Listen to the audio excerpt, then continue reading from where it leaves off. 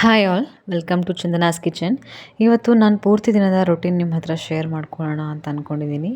ಹೀಗೇ ಇರಬೇಕು, ಹೀಗಿದ್ರೇ ನನಗೆ ಕೆಲಸ ಮಾಡೋ ಸ್ಯಾಟಿಸ್ಫಿಕೇಷನ್ ಇರುತ್ತೆ. ಕೆಲವೊಮ್ಮೆ ಎಕ್ಸ್ಟ್ರಾ ರೊಟೀನ್ನ ಕೂಡ ನನ್ನ ಲಿಸ್ಟಲ್ಲಿ ಆ್ಯಡ್ ಮಾಡ್ಕೋತೀನಿ. ನನ್ನ ಮಾರ್ನಿಂಗ್ ಸ್ಟಾರ್ಟ್ ಆಗೋದು 6 ಒಳಗಡೆ. ಎದ್ದು ಫ್ರೆಶ್ ಅಪ್ ಆಗಿ ಬ್ರೇಕ್ಫಾಸ್ಟ್ಗೆ ಏನು ಬ್ರೇಕ್ಫಾಸ್ಟ್ ಮಾಡೋದು ಅಂತ ಹಿಂದಿನನೇ ಪ್ಲ್ಯಾನ್ ಮಾಡಿರ್ತೀನಿ. ಬೆಡ್ ಸ್ಪ್ರೆಡ್ನ ಕ್ಲೀನ್ ಮಾಡಿಕೊಂಡು ಫಸ್ಟ್ ವಾಶ್ ಮಾಡೋಕ್ಕೆ ಬಟ್ಟೆ ಎಲ್ಲ ಮಿಷಿನ್ಗೆ ಹಾಕೋತೀನಿ. ಕೆಲವೊಂದು ಸಾರಿ ಎಲ್ಲ ಕಡೆ ಅದರದ್ದೇ ಆದಂಥ ಕೆಲಸಗಳು ನಡೀತಿದ್ರೆ ಟೆನ್ಷನ್ ಇರೋಲ್ಲ. ನಮಗೆ ಹೇಗೆ ಕಂಫರ್ಟಬಲ್ ಅನಿಸುತ್ತೋ ಹಾಗೆ ನಾವು ರೊಟೀನ ಸೆಟ್ ಮಾಡ್ಕೋಬೇಕು. ಈ ಟೈಮ್ ಒಳಗೆ ಈ ಕೆಲಸ ಆಗಬೇಕು ಅನ್ನೋ ಸ್ಟ್ಯಾಂಡರ್ಡ್ ಮೈಂಡ್ಸೆಟ್ನ ಬೆಳೆಸ್ಕೊಂಡ್ರೆ ಎಲ್ಲ ಕೆಲಸಗಳು ತಾನಾಗೆ ಮುಗಿಯುತ್ತೆ.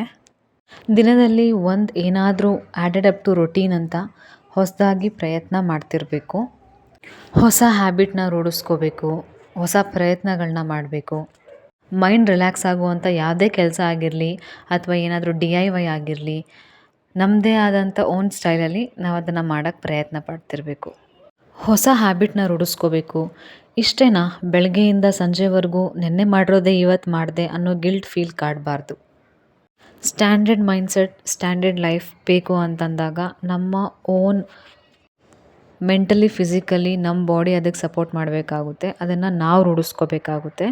ಬೇರೆ ಯಾರೋ ಬರ್ತಾರೆ, ಇದನ್ನೇನೋ ಚೇಂಜ್ ಮಾಡ್ತಾರೆ, ಮತ್ತು ಯಾವುದೋ ಒಂದು ವಿಡಿಯೋ ನೋಡ್ತೀವಿ, ಅದರಿಂದ ನಾವು ಪಾಸಿಟಿವ್ ವೈಬ್ನ ಪಡ್ಕೋತೀವಿ. ಇದೆಲ್ಲ ಸಾಧ್ಯವೇ ಇಲ್ಲ. ವಿಡಿಯೋ ನೋಡಿ ಒಂದಿನ ಚೇಂಜ್ ಆಗ್ಬೋದು ಅಥವಾ 2 ದಿನ, 3ನೇ ದಿನ ಮತ್ತೆ ಹಳೆ ಹ್ಯಾಬಿಟ್ಗೆ ಬರ್ತೀವಿ. ಆದ್ದರಿಂದ ನಮ್ಮ ಮೈಂಡ್ಸೆಟ್ನ ಕಾನ್ಸ್ಟೆಂಟಾಗಿ ಮಾಡಿಕೊಂಡು ಈ ರೂಟೀನಲ್ಲಿ ನಾವು ಹೋಗಬೇಕು, ಈ ಹ್ಯಾಬಿಟ್ಸ್ನ ನಾವು ಬೆಳೆಸ್ಕೋಬೇಕು ಅಂತ ಇದ್ದಾಗ ಆಲ್ಮೋಸ್ಟ್ ಟೆನ್ಷನ್ ಫ್ರೀ ಎಲ್ಲನೇ ಆರಾಮಾಗಿ ನಡೆಯುತ್ತೆ. ಅದ್ರ ಜೊತೆ ದಿನ ಏನಾದರೂ ಒಂದು ಹೊಸದು ಕಲಿತಿರಬೇಕು, ಹೊಸದು ಮಾಡ್ತಿರಬೇಕು. ರೊಟೀನ್ ತುಂಬಾ ಇಂಪಾರ್ಟೆಂಟಾ ಅಂದರೆ ಎಸ್, ತುಂಬಾ ಇಂಪಾರ್ಟೆಂಟ್. ನಾವು ಅದಕ್ಕೆ ಎಷ್ಟು ಇನ್ವಾಲ್ವ್ ಆಗ್ತೀವಿ, ಪರ್ಫೆಕ್ಟ್ ಆಗ್ತೀವಿ ಅನ್ನೋದು ಮುಖ್ಯ. ಬೆಳಗ್ಗೆ ರಂಗೋಲಿ ಎಲ್ಲ ಹಾಕಿ ಮತ್ತು ತುಳಸಿ ಗಿಡದ ಮುಂದೆನೂ ರಂಗೋಲಿ ಹಾಕಿ ನನ್ನ ಹೊರಗಿನ ಕೆಲಸಗಳನ್ನೆಲ್ಲ ಮುಗಿಸ್ಕೊಂಡೆ. ಇವತ್ತು ಬ್ರೇಕ್ಫಾಸ್ಟ್ಗೆ ಪನ್ನೀರ್ ಸ್ವಲ್ಪ ಇತ್ತು. ಪನ್ನೀರ್ ಹಾಕಿ ಸ್ವಲ್ಪ ವೆಜಿಟೇಬಲ್ಸ್ ಆಗಿ ಪನ್ನೀರ್ ಫ್ರೈಡ್ ರೈಸ್ ಮಾಡ್ಕೊಳ್ಳೋಣ ಅಂತ ಅಂದ್ಕೊಂಡು ಪನ್ನೀರ್ ಫ್ರೈಡ್ ರೈಸ್ ಮಾಡ್ತಾಯಿದ್ದೀನಿ. ಫಸ್ಟು ಒಂದು ಬಾಣಲಿಗೆ ಸ್ವಲ್ಪ ಎಣ್ಣೆ ಹಾಕ್ಕೊಂಡು ಪನ್ನೀರಿಗೆ ಸ್ವಲ್ಪ ಮೆಣಸು ಪುಡಿ ಮತ್ತು ಟರ್ಮರಿಕ್ 2 ಹಾಕಿ ಚೆನ್ನಾಗಿ ಫ್ರೈ ಮಾಡ್ಕೋಬೇಕು. ಗೋಲ್ಡನ್ ಬ್ರೌನ್ ಬರೋ ತನಕ ಫ್ರೈ ಮಾಡ್ಕೊಂಡು ಅದನ್ನ ಸೈಡ್ಗೆ ಎತ್ತಿಟ್ಟು, ಮತ್ತು ಸ್ವಲ್ಪ ಬೆಳ್ಳುಳ್ಳಿ, ಈರುಳ್ಳಿ ಎಲ್ಲ ವೆಜಿಟೇಬಲ್ಸ್ ಹಾಕಿ ಚೆನ್ನಾಗಿ ಫ್ರೈ ಮಾಡಿ ಸ್ವಲ್ಪ ಪೆಪ್ಪರ್ ಪೌಡರ್ನ ಕೂಡ ಯೂಸ್ ಮಾಡಿಕೊಂಡು, ಮತ್ತು ನಾವೇನು ಸೈಡಲ್ಲಿ ಎತ್ತಿಟ್ಟಿರ್ತೀವಿ ಆ ಪನ್ನೀರನ್ನ ಹಾಕ್ಕೊಂಡು ಸ್ವಲ್ಪ ಉಪ್ಪು ಹಾಕ್ಕೊಂಡು ಮಿಕ್ಸ್ ಮಾಡ್ಕೊಂಡ್ರೆ ಆಯಿತು. ಡೀಟೇಲ್ ವಿಡಿಯೋ ಬಂದು ಚಂದನಾಸ್ ಕಿಚನ್ ಯೂಟ್ಯೂಬ್ ಶಾರ್ಟ್ಸಲ್ಲಿದೆ, ಹೋಗಿ ನೋಡಿ. ಮಾರ್ನಿಂಗ್ ನಾನು ಬ್ರೇಕ್ಫಾಸ್ಟ್ ಮಾಡ್ಕೋಬೇಕು, ಅದೇ ರೀತಿ ಅಡುಗೆ ಕೂಡ ರೆಡಿ ಮಾಡ್ಕೋಬೇಕು ಅಂತಂದಾಗ ಕೆಲವೊಂದು ಸರಿ ನಾನು ಬೆಳಗ್ಗೆನೇ ಮಾಡ್ಕೊಬಿಡ್ತೀನಿ. ಬಟ್ ಕೆಲವೊಂದು ಸರಿ ಪೂರ್ತಿ ಎಲ್ಲ ಕೆಲಸ ಮುಗಿಸ್ಕೊಂಡು ಮಧ್ಯಾಹ್ನದ ಮೇಲೆ ನಾನು ಅಡುಗೆ ಮಾಡ್ಕೋತೀನಿ.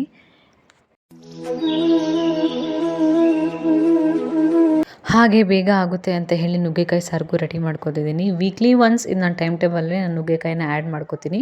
ನುಗ್ಗೆಕಾಯಿ, ಸೊಪ್ಪು, ಬ್ರಾಕ್ಲಿ, ಕ್ಯಾಪ್ಸಿಕಮ್ ಎಲ್ಲ ವೆಜಿಟೇಬಲ್ಸು, ಸಬ್ಬಕ್ಕಿ ಸೊಪ್ಪು, ಮೆಂತ್ಯ ಸೊಪ್ಪು ಪ್ರತಿಯೊಂದನ್ನು ವೀಕ್ಲಿ ಒನ್ಸ್ ನಾನು ನನ್ನ ಟೈಮ್ ಟೇಬಲಲ್ಲಿ ಆ್ಯಡ್ ಮಾಡ್ಕೊಳ್ತೀನಿ. ಯಾವುದನ್ನು ಮಿಸ್ ಮಾಡಲ್ಲ. ಹಾಗೆ ಸಾರು ಎಲ್ಲ ರೆಡಿ ಆಯಿತು. ಇನ್ನು ಮುದ್ದೆ ಮತ್ತು ರೈಸ್ ಬಂದು ಮಧ್ಯಾಹ್ನ ಇಟ್ಕೊಂಡ್ರೆ ಆಗುತ್ತೆ, ಬಿಸಿ ಬಿಸಿ ಇರುತ್ತೆ. ಇನ್ನು ಹಾಗೆಯೇ ನಾನು ಕಿಚನ್ ಎಲ್ಲ ಕ್ಲೀನ್ ಮಾಡ್ಕೋತಿದ್ದೀನಿ. ಈ ಕಿಚನ್ಗೂ ಸಹ ನಾನು ವಿಮ್ ಲಿಕ್ವಿಡ್ ಇಲ್ಲಾಂದರೆ ಹ್ಯಾಂಡ್ ವಾಶ್ ಯೂಸ್ ಮಾಡ್ತೀನಿ. ಡೆಟಾಯಿಲ್ ಹ್ಯಾಂಡ್ ವಾಶ್ ತುಂಬಾ ಫ್ರೆಶ್ ಫೀಲ್ ಕೊಡುತ್ತೆ, ಅದರಿಂದ ನಾನು ಅದನ್ನು ಯೂಸ್ ಮಾಡ್ಕೋತೀನಿ. ಬರೀ ಡೆಟಾಯಿಲ್ ಹ್ಯಾಂಡ್ ವಾಶ್ ಮಾತ್ರ. ಅದಾದಮೇಲೆ ಟೀ ಟ್ರೀ ಆಯಿಲ್ನ ಯೂಸ್ ಮಾಡಿಕೊಂಡು ಲಾಸ್ಟಲ್ಲಿ ಗ್ಯಾಸ್ ಸ್ಟವ್ನೆಲ್ಲ ಏನಿದೆ ಅದನ್ನು ಒರೆಸ್ಕೋತಿದ್ದೀನಿ. ಮತ್ತು ಪಾತ್ರೆ ಎಲ್ಲ ತೊಳ್ಕೊಂಡು ಕಿಚನ್ನು ಕೂಡ ಕ್ಲೀನ್ ಮಾಡ್ಕೊಂಡಾಯಿತು. ಹಾಗೆಯೇ ನಾನು ತಿಂಗಳಿಗೆ ಒಂದು ಸರಿ ಇಲ್ಲ 1.5 ತಿಂಗಳಿಗೆ ಒಂದು ಸರಿ ಒಂದು ಅಕ್ಕಿ ಮೂಟೆನ ತರಿಸ್ಕೋತೀನಿ. ನಾನು ಆಗಾಗ ಹೋಗಿ 1 kg 2 kg 5 kg ಆ ಥರ ಅಕ್ಕಿ ತರಲ್ಲ. 25 kg ಮೂಟೆನ ನಾನು 1.5 ತಿಂಗಳಿಗೆ ಒಂದು ಸರಿ ತೊಗೊಂಡ್ರೆ ಅದು ಸರಿ ಹೋಗುತ್ತೆ. ಆಲ್ಮೋಸ್ಟ್ ಮನೇಲಿ 5 kg ಇಲ್ಲ 6 kg ಇದ್ದ ಹಾಗೇ ನಾನು ಅಕ್ಕಿನ ತರಿಸ್ಕೋತೀನಿ. ಮತ್ತು ಇದು ಬಂದು ಸಪ್ರೇಟಾಗಿ ದೇವ್ರ ಪೂಜೆ ಮಾಡೋಕ್ಕೆ ಅಥವಾ ತಟ್ಟೆಯಲ್ಲಿ ಕಳಶಕ್ಕೆ ತಟ್ಟೆಯಲ್ಲಿ ಇಡ್ತಾರಲ್ಲ ಅಕ್ಕಿ, ಆ ಅಕ್ಕಿಗೆ ನಾನು ಸಪ್ರೇಟಾಗಿ ತೆಗೆದಿಟ್ಕೋತೀನಿ ದೇವ್ರಿಗೆ ಅಂತಲೇ. ನಾನ್ ವೆಜ್ ಎಲ್ಲ ಮಾಡ್ತಿರ್ತೀವಿ, ಆ ಅಕ್ಕಿನೆಲ್ಲ ಮುಡ್ತಿರ್ತೀನಿ, ಅದರಿಂದಾಗಿ ದೇವ್ರಿಗೆ ಅಂತಲೇ ಸಪ್ರೇಟ್ ನಾನು ತೆಗೆದಿಟ್ಕೋತೀನಿ. ಅದಾದಮೇಲೆ ಮತ್ತೆ ಸ್ವಲ್ಪ ಬಟ್ಟೆ ಮಡ್ಚೋದಿತ್ತು. ಸಿಹಿ ಕೂಡ ನನಗೆ ಹೆಲ್ಪ್ ಮಾಡ್ತಿದ್ದಾರೆ. ಸಿಹಿಗೆ ಎಕ್ಸಾಮ್ಸ್ ಟೆಸ್ಟ್ ಎಲ್ಲ ಮುಗಿದು ಅವ್ರಿಗೂ ಕೂಡ ಇವಾಗ ಹಾಲಿಡೇಸ್ ಬಂದಿದೆ. 2 months 2.5 months ಮನೆಯಲ್ಲೇ ಇರ್ತಾರೆ. ಅವರು ಸಹ ಕೆಲವೊಂದು ಚಿಕ್ಕ ಪುಟ್ಟ ಕೆಲಸಗಳಲ್ಲಿ ಹೆಲ್ಪ್ ಮಾಡ್ತಿರ್ತಾರೆ ಮತ್ತು ಜೊತೆಗೆ ತುಂಬಾ ತೀಟೆ ಸಹ ಮಾಡ್ತಿರ್ತಾರೆ. ಕೆಲವ್ರು ಹೇಳ್ತಾರೆ ಗರ್ಲ್ ಬೇಬಿ ಸೈಲೆಂಟ್ ಅಂತ. No way, girl baby silent ಇಲ್ಲ, ತುಂಬಾ ತೀಟೆ.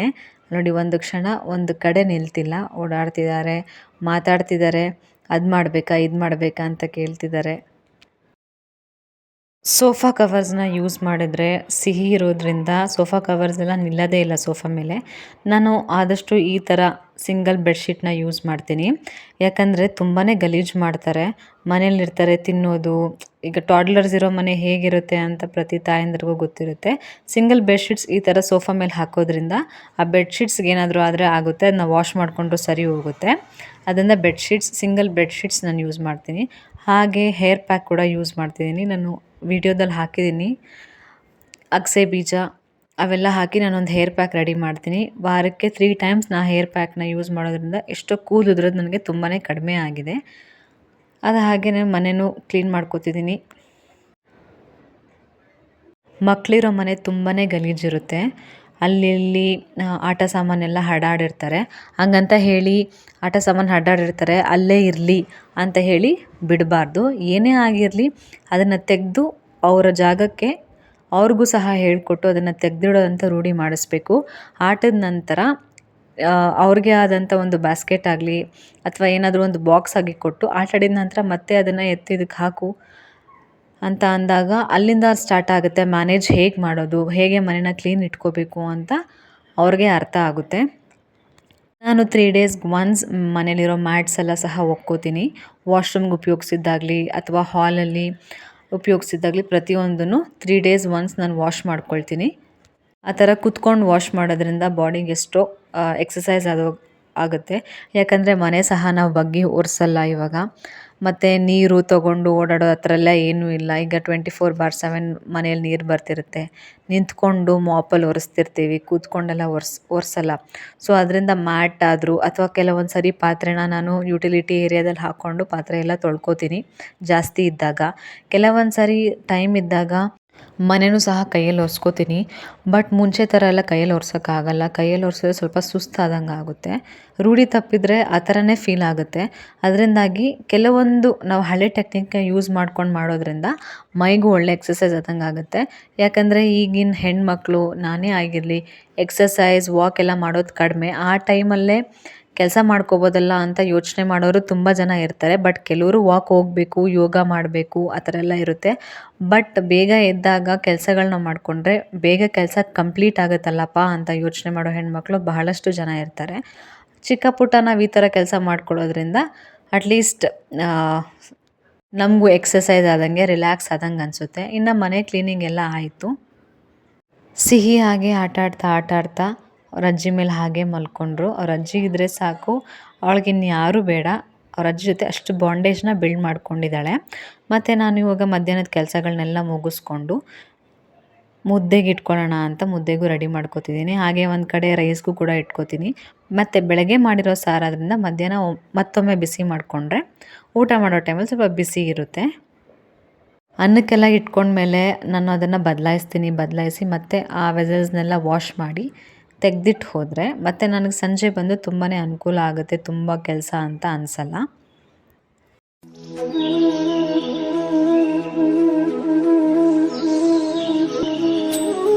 ಕೆಲವು ಹೆಣ್ಮಕ್ಳು ಮೈಂಡ್ಸೆಟ್ ಹೇಗಿರುತ್ತೆ ಅಂದರೆ ಎಲ್ಲ ಕೆಲಸ ಮುಗಿಸಿ ಒಂದು ಪಾತ್ರೆನ ಸಹ ಹಿಡ್ದೆ ಎಲ್ಲ ಕ್ಲೀನ್ ಮಾಡಿ ಹೋದರೆ ಹಬ್ಬ ಸಮಾಧಾನ ಅನಿಸುತ್ತೆ. ಮುಂದೆ ನೆಕ್ಸ್ಟ್ ಏನು ವರ್ಕ್ ಮಾಡಬೇಕು ಅನ್ನೋದಕ್ಕೂ ಮೈಂಡ್ಸೆಟ್ಟು ಕೂಡ ರಿಲ್ಯಾಕ್ಸ್ ಆಗಿರುತ್ತೆ. ಯಾಕಂದರೆ ಮನೇಲಿ ಒಂದು ಕೆಲಸ ಕೂಡ ಪೆಂಡಿಂಗ್ ಇಲ್ವಲ್ಲ ಅಂತ ಹೇಳಿ.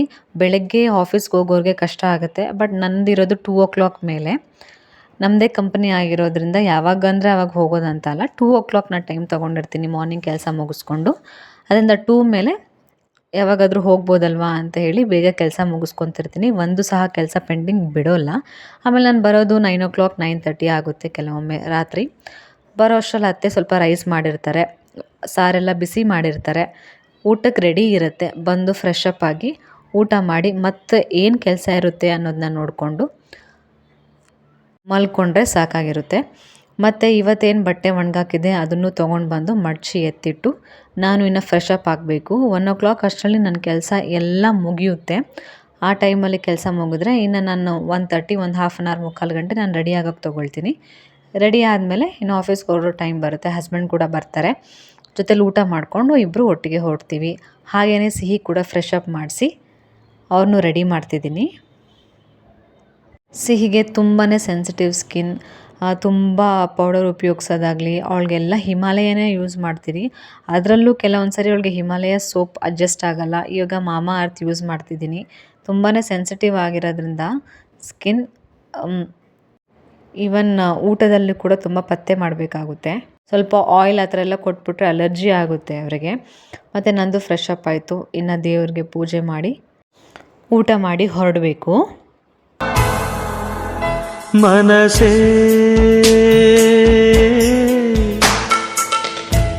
ಬದುಕು ನಿನಗಾಗಿ. ಮಿಕ್ಕಿದೇನು ಪಾತ್ರೆ ಇದೆ ಅದನ್ನು ಸಹ ಊಟ ಮಾಡಿ ಎಲ್ಲ ತೊಳೆದು ಎಲ್ಲದನ್ನು ಸೈಡಿಗೆ ಎತ್ತಿಟ್ಟು ಹೊಡ್ತೀನಿ. ಮಿಕ್ಕಿರೋ ಪಾತ್ರೆ ಏನಿರುತ್ತೆ ಅದನ್ನು ಅತ್ತೆ ಜೋಡಿಸ್ಕೋತಾರೆ, ಏನು ಪ್ರಾಬ್ಲಮ್ ಇಲ್ಲ. ಬರೋ ಅಷ್ಟರಲ್ಲಿ ಚಿಕ್ಕ ಪುಟ್ಟ ಅವ್ರ ಕೈಯಲ್ಲಿ ಏನು ಸಾಧ್ಯ ಆಗುತ್ತೋ ಆ ಕೆಲಸಗಳನ್ನ ಮಾಡ್ಕೊತಾರೆ. ಮನಸೇ ಮನಸೇ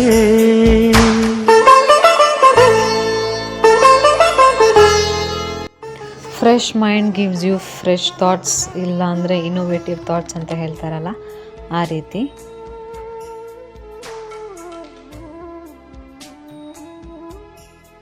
ನನ್ನ ಫೇವ್ರೆಟ್ ಮಲ್ಲಿಗೆ ಹೂವು.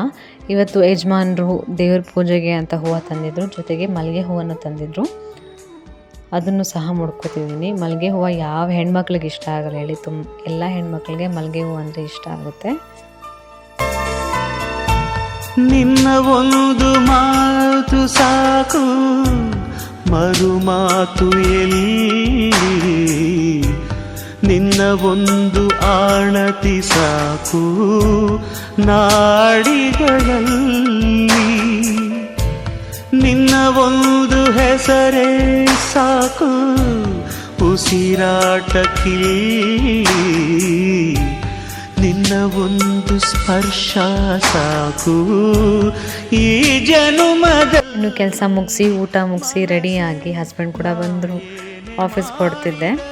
ಹೊರಡು ಆಫೀಸ್ ಕೆಲಸ ಏನೇನಿರುತ್ತೆ ಎಲ್ಲದನ್ನು ಮುಗಿಸ್ಕೊಂಡು ಮನೆ ಕೆಲಸ ಎಲ್ಲ ಮುಗಿಸಿ ನಾನು ಹೋದರೆ ಆಲ್ಮೋಸ್ಟ್ ಆಫೀಸ್ ಕೆಲಸನೂ ಬೇಗ ಬೇಗ ಎಲ್ಲ ಮುಗಿಸ್ಬಿಡ್ತೀನಿ. ಇಲ್ಲ ಅಂತಂದರೆ ಮನೆ ಕೆಲಸ ಪೆಂಡಿಂಗ್ ಇದೆ ಅಂತ ತಲೆಯಲ್ಲಿ ಕೊರಿತಾ ಆಫೀಸ್ ಕೆಲಸನೂ ಸ್ವಲ್ಪ ಲೇಟಾಗೆ ಮಾಡ್ತಿರ್ತೀನಿ. ಬೇಗ ಹಾಗೆ ಕೆಲಸ ಮುಗಿಸ್ಕೊಂಡು ಮನಸೇ ಮನಸೇ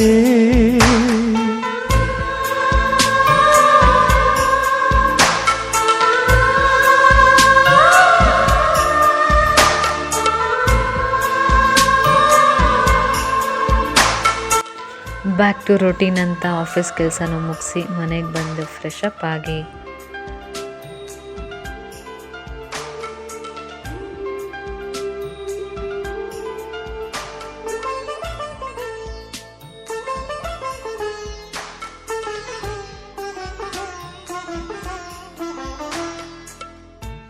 ನನ್ನ ಪ್ರೀತಿ ಗಂಗೆ. ಇದೇ ಥರ ಇರುತ್ತೆ ನನ್ನ ದಿನದ ರೂಟೀನ್. ಮನೆ ಕೆಲಸ ಆಫೀಸ್ ಅದರ ಮಧ್ಯಾಹ್ನ ಕೂಡ ಕೆಲವೊಂದು ಏನಾದರೂ ಒಂದು ಹೊಸ ವಿಷಯನ ಕಲಿತಿರ್ತೀನಿ, ಹೊಸ ಪ್ರಯತ್ನಗಳನ್ನ ಮಾಡ್ತಿರ್ತೀನಿ. ಸುಮ್ಮನೆ ಕೂರಲ್ಲ, ಒಂದು ಕ್ಷಣ ಕೂಡ ಸುಮ್ಮನೆ ಕೂರೋ ಮನಸ್ಥಿತಿ ನನಗಿರಲ್ಲ. ಏನಾದರೂ ಒಂದು ಕೆಲಸ ಮಾಡಬೇಕು, ಏನಾದರೂ ಮಾಡ್ತಿರಬೇಕು ಅಂತ ಅನಿಸುತ್ತೆ. ಇನ್ನು ಸಂಡೇಸ್ ಬಂತು ಅಂತಂದರೆ ಸ್ವಲ್ಪನೂ ಟೈಮ್ ಸಿಗಲ್ಲ. ವೀಕ್ಲಿ ಏನೇನಿರುತ್ತೆ ಐರನ್ ಮಾಡ್ಕೊಳ್ಳೋದು ಪ್ರತಿಯೊಂದು ಇರುತ್ತೆ. ಕೆಲವೊಂದು ಕೆಲಸಗಳು ಪೂರ್ತಿಯಾಗಿ ನಾನು ನಿಮಗೆ ಹೇಳಿದ್ದೀನಿ, ಬಟ್ ಕೆಲವೊಂದನ್ನು ಆ್ಯಡೆಡ್ ಟು ದಿ ರೊಟೀನ್ ಅಂತ ಕೆಲವೊಂದು ಕೆಲಸಗಳನ್ನ ಎಕ್ಸ್ಟ್ರಾ ಮಾಡ್ತಿರ್ತೀನಿ. ಹೆಣ್ಮಕ್ಳು ಎಷ್ಟು ಪವರ್ ಬೇಕು ಅಲ್ವಾ, ಬೆಳಗ್ಗೆಯಿಂದ ಸಂಜೆವರೆಗೂ ನಾನ್ ಸ್ಟಾಪ್ ಕೆಲಸ ಮಾಡ್ತಿರ್ತಾರೆ. ನನ್ನ ಕಡೆಯಿಂದ ಎಲ್ಲ ಹೆಣ್ಮಕ್ಳಿಗೂ ಮೋರ್ ಪವರ್. ಯಾವುದಕ್ಕೂ ನಾವು ಕಡಿಮೆ ಇಲ್ಲ ಅನ್ನೋದು ನಾವು ಅರ್ಥ ಮಾಡ್ಕೊಬಿಡ್ಬೇಕು. ಅದೇನೇ ಸ್ಟ್ರೆಸ್ ಆಗಿರಲಿ, ಏನೇ ಕೈಕಾಲು ನೋವಿರಲಿ, ಅದಕ್ಕೇನು ಆಲ್ಟರ್ನೇಟಿವ್ ಟ್ಯಾಬ್ಲೆಟ್ ಆಗಲಿ, ಒಂದು 10 ನಿಮಿಷ ರೆಸ್ಟ್ ಆಗಲಿ ತೊಗೊಂಡು ಬ್ಯಾಕ್ ಟು ವರ್ಕ್. ಮತ್ತು ಗೆಲುವಿಂದ ನೆಕ್ಸ್ಟ್ ಡೇಗಾಗಲಿ ಅಥವಾ ಈಗ ಸ್ವಲ್ಪ ಬೇಜಾರು ನೋವು ಮನಸ್ಥಿತಿ ಸರಿ ಇಲ್ಲ ಅಂತ ಇದ್ದರೆ ಮಧ್ಯಾಹ್ನದಷ್ಟರಲ್ಲಿ ಸರಿ ಹೋಗಬೇಕು ಅಥವಾ ನೆಕ್ಸ್ಟ್ ಡೇ ಅಷ್ಟರಲ್ಲಿ ಸರಿ ಹೋಗಬೇಕು, ಅದನ್ನೇ ಕ್ಯಾರಿ ಆನ್ ಮಾಡ್ತಾ ಕೂತ್ಕೊಳ್ಳೋಕ್ಕಂತೂ ಹೆಣ್ಮಕ್ಳು ಸಾಧ್ಯ ಇಲ್ಲ. ಆ ಥರ ಇರಲೂಬಾರ್ದು. ನಮ್ಮನ್ನು ನೋಡಿ 1000 ಜನ ಕಲಿಯೋ ಥರ ನಾವಿರಬೇಕು, ತುಂಬ ಪವರ್ಫುಲ್ ಆಗಿರಬೇಕು. ಯಾವುದು ನಮ್ಮ ಕೈಯಿಂದ ಆಗಲ್ಲ ಅನ್ನೋ ಮೈಂಡ್ಸೆಟ್ಟಿಗೆ ನಾವು ಬರಬಾರ್ದು. ಖಂಡಿತವಾಗ್ಲೂ ಬೇರೆಯವರೇ ನಮಗಿದ್ದಾರೆ ಅನ್ನೋ ಧೈರ್ಯಕ್ಕಿಂತ ನಾವಿದ್ದೀವಿ ಅಂತ ಬೇರೆಯವ್ರಿಗೆ ಧೈರ್ಯ ಬರುತ್ತೆ ನೋಡಿ. ಅವರಿದ್ದಾರೆ, ಅವ್ರು ಮ್ಯಾನೇಜ್ ಮಾಡ್ತಾರೆ ಅನ್ನೋ ಧೈರ್ಯ ಬೇರೆಯವ್ರಿಗೆ ಬರ್ಸೋದು ತುಂಬಾ ಮುಖ್ಯ. ಹೀಗಾಗಿತ್ತು ನನ್ನ ದಿನದ ರೂಟೀನ್. ಸಿಗ್ತೀನಿ ನಾನು ನಿಮ್ಮ ನೆಕ್ಸ್ಟ್ ವ್ಲಾಗ್ನಲ್ಲಿ. ವಿಡಿಯೋ ಇಷ್ಟ ಆಗಿದ್ದರೆ ಒಂದು ಲೈಕ್ ಮಾಡಿ, ಹಾಗೆ ನನ್ನ ಚಾನಲ್ನ ಸಬ್ಸ್ಕ್ರೈಬ್ ಮಾಡ್ಕೊಳ್ಳಿ. ಬದುಕು ನಿನಗಾಗಿ, ಬವಣೆ ನಿನಗಾಗಿ, ನನ್ನ ಪ್ರೀತಿಗೆ ಸುಳ್ಳಾದರೆ ಜಗವೆಲ್ಲ ಸುಳ್ಳು ಅಲ್ಲವೇ?